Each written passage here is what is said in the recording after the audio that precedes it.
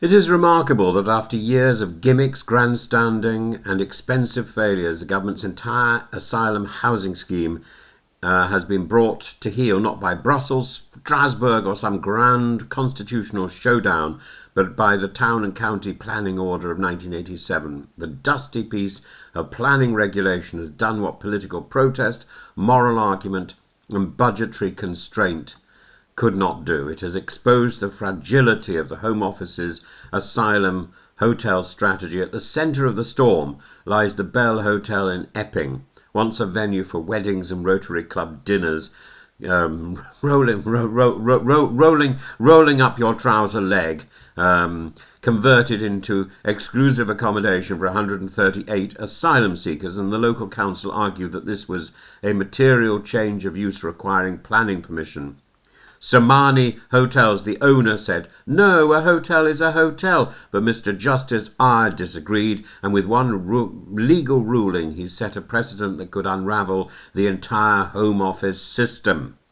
The Home Office warned of a substantial impact on its statutory duty to house asylum seekers, even citing Article 3 of the ECHR, the ban on inhuman or degrading treatment. They warned that if councils could use injunctions, and could become the new norm, and the judge dismissed such arguments as irrelevant. Planning law cannot be suspended for political convenience.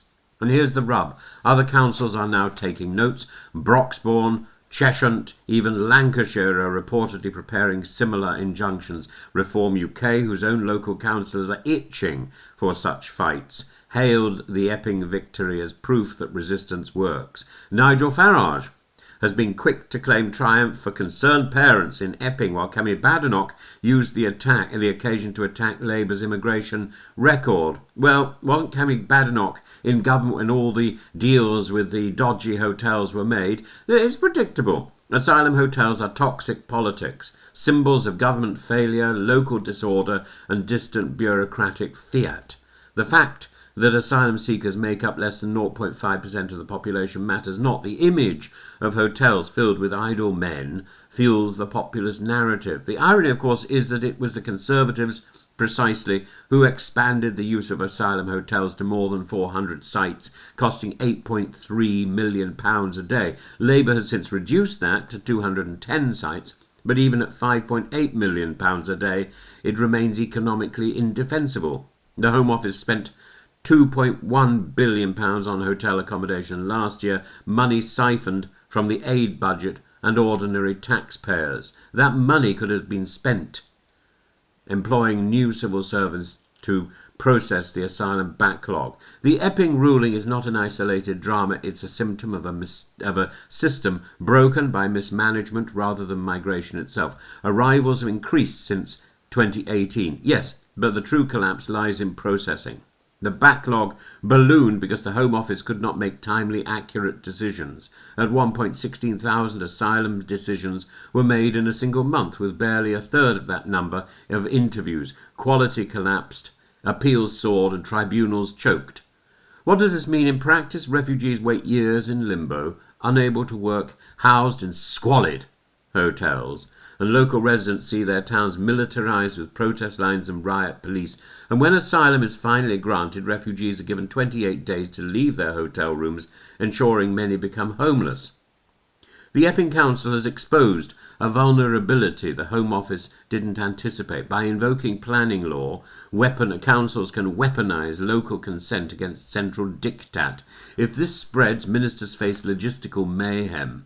A patchwork of councils refusing to host asylum seekers, further delays and still more money spent on temporary accommodation. This is why ministers are furious. They know the asylum system is politically indefensible, administratively broken, and now legally futile and fragile. The judge's decision may only be interim, but it opens a door others will be tempted to walk through, and the lesson is stark. Where do we go from here? The asylum system cannot be run on panic, improvisation and political gimmickry alone. It needs massive investment in decision-making staff, trained properly to deliver fair, quick and high-quality outcomes. It needs early work rights for asylum seekers after 6 months, stop wasting human potential, and reduce homelessness on the grant of asylum. It needs the closure of hotel use, particularly the closure of these squalid hotel chains that are overpricing their rooms because they think the government is an easy bet.